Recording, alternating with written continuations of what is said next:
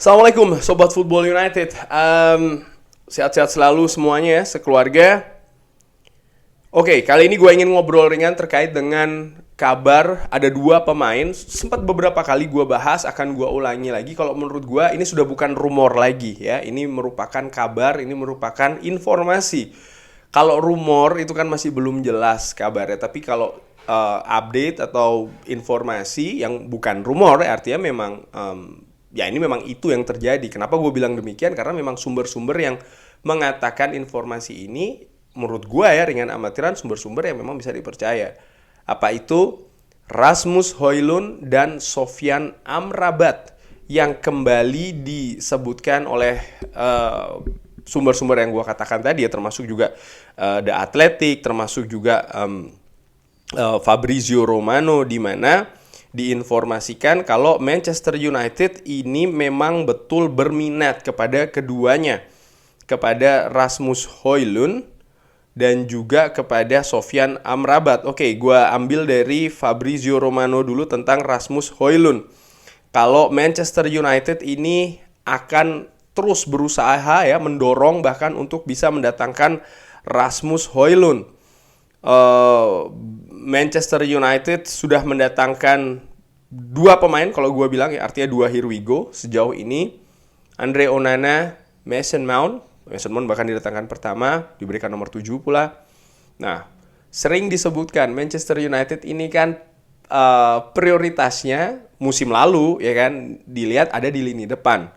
Dikaitkan dengan Harry Kane, Manchester United dikabarkan menarik diri dari perburuan. Kenapa?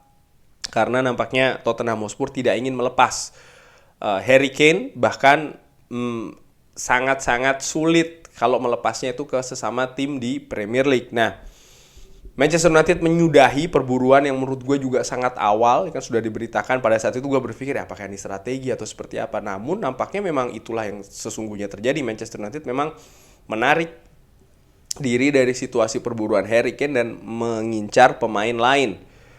Victor Osimhen sempat dikaitkan, harganya luar biasa tinggi. Napoli mematok ya angka yang menurut gue unrealistic ya, kalau menurut gue, karena sangat tinggi. Berapa? 150 juta bahkan lebih dari situ. Itu menurut gue doesn't make sense ya, nggak masuk akal. Nampaknya memang Napoli memagari Victor Osimhen, lalu Randal Kolo Muani dan juga Rasmus Højlund. Tadinya gue berpikir beneran nggak nih Manchester United akan mengincar Rasmus Højlund, tapi ternyata dari sumber-sumber yang gue ikuti, termasuk The Athletic, termasuk juga Fabrizio Romano, memang menyebutkan kalau Manchester United ini ya sedang dalam situasi yang sangat serius memburu Rasmus Højlund. Sang pemain sendiri dikabarkan sangat ingin bergabung dengan Manchester United, jadi tidak ada masalah dari personal. Hanya saja Atalanta disebutkan kalau Atalanta ini mematok harga cukup tinggi ya. Dan Manchester United berusaha untuk mensiasati angka tersebut dengan membawa pemain, artinya uang plus pemain ya, untuk bisa mendatangkan dari Atalanta. Namun kubu Atalanta hanya ingin cash, hanya ingin uang saja, tidak ingin ada bagian-bagian yang lain. Nah, dikabarkan oleh Daily Mail, ditulis oleh Chris Wheeler, ini mengatakan kalau memang Manchester United ini semakin dekat. Bahkan ada beberapa informasi kalau ya Manchester United ini sangat-sangat dekat untuk bisa mendatangkan Rasmus Højlund. Marcus Højlund bahkan dikabarkan menjadi target selanjutnya untuk didatangkan oleh Manchester United setelah Andre Onana. Walaupun Atalanta sendiri memasang harga yang cukup tinggi, sekitar, kalau gue ambil dari Telegraph ini ya, 86 juta pounds. 86 juta pounds berarti ya 90-an juta euro. Ini menurut gue angka yang sangat tinggi sekali untuk pemain yang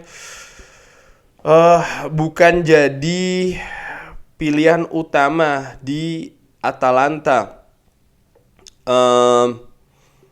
Namun dikabarkan situasi lainnya ya, atau kabar lainnya kalau Manchester United berusaha untuk menawar di angka 60 juta euro plus bonus. Artinya add-ons mungkin ya untuk Rasmus Højlund ini.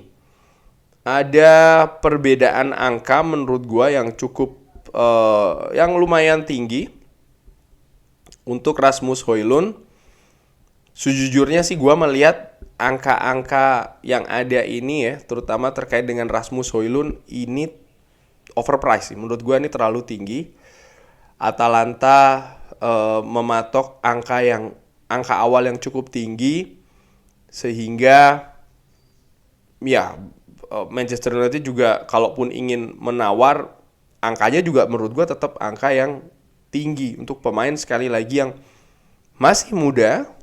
Tentu saja potensial, yes, gue juga sepakat dengan hal tersebut. Rasmus Højlund ini pemain yang potensial, punya masa depan bagus. Tapi angka sekali lagi ya 85 juta pounds yang dipasang oleh Atalanta, lalu Manchester United mencoba menawar di angka sekitar 60 juta euro plus add-ons. Ya menurut gue ini masih terlalu tinggi. Gimana menurut Sobat Football United? Gue sih melihat begini ya, untuk Rasmus Højlund sendiri, oke, dia pemain yang bagus, dia punya potensi, dia punya jangka panjang. Banyak orang juga melihat situasinya, sekali lagi situasi, bukan soal masalah kemampuan teknis, yaitu adalah dengan Erling Haaland contohnya ya kan, yang didatangkan juga dengan usia muda, proyeksi bisa jangka panjang. Gua melihat kalau menurut gua ya, oke, kita paham betul kalau kuncinya ada di Erik ten Hag. Kalau Erik ten Hag sudah mengamati, Erik ten Hag memang teryakinkan Rasmus Højlund bisa, oke, itu diskusi yang berbeda. Tapi menurut gua kalau faktor itu dikesampingkan, gua tetap melihat harganya terlalu tinggi sih, harga seperti ini. Cuman di sisi lain gue juga harus melihat ya beginilah situasi pasar ya. Striker yang kebetulan diinginkan oleh Manchester United berada di daftarnya Erik ten Hag ini memang yang harganya juga tinggi, dan Manchester United punya kebutuhan untuk posisi tersebut. Praktis saat ini hanya ada satu pemain kan yang tersedia, yaitu adalah Anthony Martial. Dan ya kita tahu lah ya, Anthony Martial tidak bisa diandalkan sepenuhnya atau bahkan dengan jumlah menit bermain yang terlalu tinggi, sehingga harus ada pemain lain. Harry Kane mungkin harganya bisa segitu tambah sedikit, tapi kan permasalahannya adalah Tottenham Hotspur yang tidak ingin melepas. Jadi kan situasinya berbeda gitu loh. Walaupun gue secara sering gue katakan juga, gue tetap sebenarnya berharap si Harry Kane ya, karena lebih teruji, lebih terbukti kita butuh pemain yang bisa memberikan garansi gol yang banyak begitu ya. Cuman bisa jadi Erik ten Hag melihat situasinya berbeda ya. Dia punya persiapan yang lain. Mungkin gol itu tidak ditargetkan kepada satu lini saja ataupun bahkan satu orang saja, tapi lebih ke kolektif. Artinya gelandang-gelandang serang yang lebih aktif ya kan. Mungkin ini juga kenapa ngambil Mason Mount. Lalu juga diharapkan contoh ya, Anthony bisa lebih berkembang musim depan, Marcus Rashford yang sudah diamankan kontraknya. Sehingga Rasmus Højlund ataupun juga Anthony Martial bisa memberikan kontribusi juga, artinya kontribusi secara kolektif itu tadi. Kalau gua ambil lagi dari Daily Mail, ini ditulis oleh Simon Jones, dikabarkan ya ada perbedaan sekitar 20 juta pounds karena Manchester United berusaha untuk mendatangkan di angka 65 juta pounds. Ini kabarnya demikian, dan ya kalau buat gue sih harusnya ini angka yang bagus untuk Atalanta kalau melihat berapa yang angka mereka keluarkan ketika mendatangkan sang pemain itu sendiri ya. Cuman ya pastinya Atalanta juga ingin maksimal ketika mendatangkan atau mendapatkan angka balik ataupun uang balik dari penjualan Rasmus Højlund ini, karena dia tahu yang memburu ini adalah Manchester United. Sering dikabarkan Manchester United tidak punya duit dan lain-lain kan. Kalau nggak punya duit tentu saja harganya tidak mungkin mahal, dan Manchester United tidak mungkin menyanggupi ya kan. Tapi menurut gue situasinya bisa dilihat, Manchester United nampaknya mengincar nih Rasmus Højlund dengan sangat serius. Lalu ya ini juga merupakan tantangan bagi manajemen, di mana klub memasang harga tinggi manajemen ingin mendatangkan dengan angka yang lebih realistis. Karena angka mendatangkan ini, angka transfer ini kan juga nanti akan berkaitan dengan gaji. Nah, itu juga penting menurut gua. Pemain muda gajinya terlalu tinggi, dressing room nanti juga bisa macam-macam ya kan, sorotan media, beban mental, psikis itu juga harus diatur, sehingga kerja dari manajemen complicated, sulit. Ya menurut gua sih ya ini merupakan tantangan yang juga serius bagi manajemen. Cuman balik lagi, Rasmus Højlund ini dikabarkan target ya dari Manchester United. Dan yang menarik, dikabarkan juga oleh Simon Jones mengatakan kalau saat ini memang Manchester United mengincar Rasmus Højlund, tapi mereka bisa saja nih kembali mengincar Harry Kane kalau memang Harry Kane ini tidak menyetujui perpanjangan kontrak dengan Tottenham Hotspur. Artinya apa? Bisa mendatangkan Harry Kane dengan gratisan di tahun 2024. Wow, berarti masih memang 1 tahun lagi, tapi sudah melihat ke arah sana. Nah, kita lihat. Menurut gua sih itu kabar bagus ya, karena Harry Kane ya terbukti lah ya. Cuman yang lebih penting kan bagaimana musim depan, itu yang terdekat. Dan kalau memang mendatangkan Rasmus Højlund, gua berharap sih bisa mendatangkan sebelum tur ke Amerika itu dimulai. Kenapa penting banget nih untuk pemain muda untuk bisa berintegrasi, beradaptasi dengan tim secepatnya. Karena ya berbeda, mungkin kalau pemain yang punya lebih pengalaman dia akan lebih cepat, fleksibel. Tapi untuk pemain muda mungkin situasinya agak sedikit berbeda ya, butuh waktu yang lebih panjang. Sehingga semoga tidak seperti Anthony sih. Artinya datang di saat-saat bahkan sudah kompetisi sudah mulai kan, enggak ya, mudah-mudahan secepatnya Rasmus Højlund ini bisa datang. Dan kabar kedua, langsung aja gue lompat kedua, yaitu adalah Sofyan Amrabat. Nah, Sofyan Amrabat ini juga ternyata sangat serius untuk didatangkan Manchester United di bursa ini. Amrabat dipantau terus, tapi situasinya agak berbeda, di mana kalau Sofyan Amrabat ini Manchester United harus melepas. Dan Fabrizio Romano mengatakan kalau Sofyan Amrabat ini ada di daftar gelandang bertahan, tidak akan menjadi sesuatu yang cepat ataupun juga sangat diprioritaskan. Belum ada penawaran yang dilakukan, tapi Manchester United punya Sofyan Amrabat di daftarnya. Disebutkan oleh Fabrizio Romano, setelah Andre Onana nampaknya Rasmus Højlund yang akan jadi target selanjutnya. Dan situasi dari gelandang sendiri ini akan tergantung dengan pemain yang keluar. Fred dan Donny van de Beek ini dikabarkan 2 pemain yang punya kemungkinan sangat besar meninggalkan Manchester United. CEO dari Fiorentina juga mengkonfirmasi belum ada proposal yang masuk untuk Sofyan Amrabat. Dikabarkan juga Sofyan Amrabat diminati oleh tim Liga Inggris lainnya, bahkan Liverpool pun juga berminat, kabarnya demikian ya. Bagaimana gua melihat, ya make sense sih kalau seandainya masih ada Donny van de Beek, masih ada Fred, terutama Fred ya. Ya nampaknya mendatangkan pemain baru ini tidak tepat atau bahkan tidak bijak. Tapi kalau seandainya memang lepas, ya Manchester United memang harus menambalnya dengan mendatangkan pemain baru, syukur-syukur dengan kualitas yang lebih baik. Kalau disebutkan tentang Fred, maka kalau di head to head antara Fred dengan Sofyan Amrabat, perbedaan umur itu nomor 1, gaya permainan itu nomor 2. Gua melihat Sofyan Amrabat nampaknya lebih punya kemampuan passing yang lebih bagus, artinya progresif passingnya lebih bagus daripada Fred. Lalu juga bagaimana Sofyan Amrabat ini